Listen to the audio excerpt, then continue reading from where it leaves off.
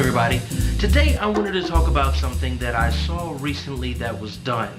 Now, what was done was a survey that was in New York, and the survey really focused on finding out what people thought they would need in order to be wealthy. Now, while people may have given various answers, the basic core of everything that was done was they said that as long as they didn't have to work anymore, they would consider themselves to be wealthy or rich or just well off.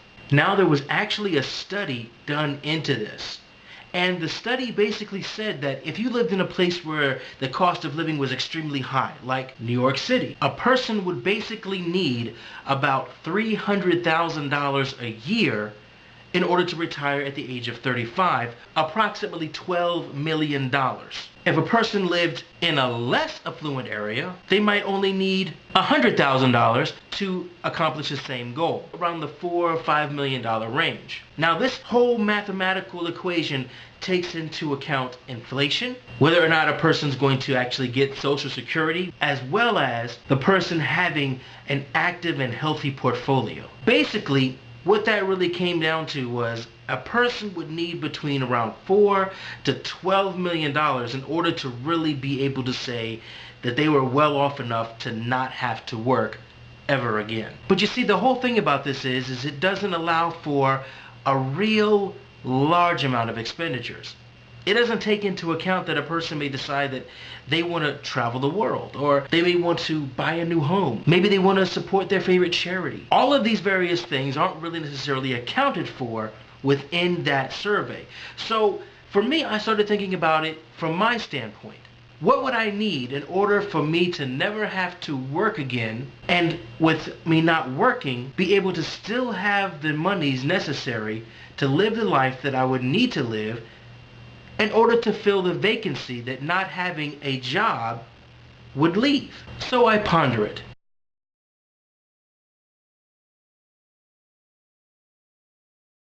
And I think about it. Wondering.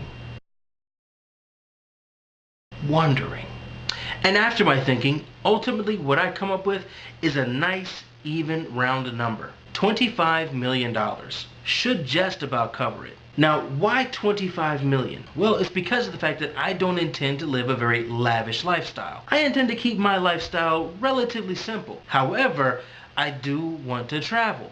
And I do want to be able to do various things that, well, a lower amount of money just would not allow me to accomplish. Also, with $25 million, I would be more apt to actually aggressively invest and thereby see a much better return on my investments. For everyone else, their number might be a little bit different. I might consider going as high as 100 million, but I don't want to be greedy. I know one person said that $1 billion ought to do it, but that $1 billion would not make them change up what they are too much. I'm sorry. If I had $1 billion, I'd have a bathtub full of cash and I'd jump in there.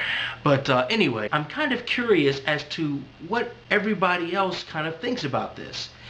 If you were to be able to have a single lump sum of money that was simply deposited in your lap at the age of 35, and it allowed you to retire, you never had to work again, and you had expenses like anyone else, you still had things that you had to accomplish, and of course there's always the things that you want to do. What figure would you choose in order to be a happy and contented retiree? What amount would satiate both your financial needs as well as your desires, and make sure that you were able to enjoy the rest of your life? Because I'm curious, I want to hear your comments on this. In the comment section, go ahead and let me know what you think is the right sum of money that will allow you to be able to retire.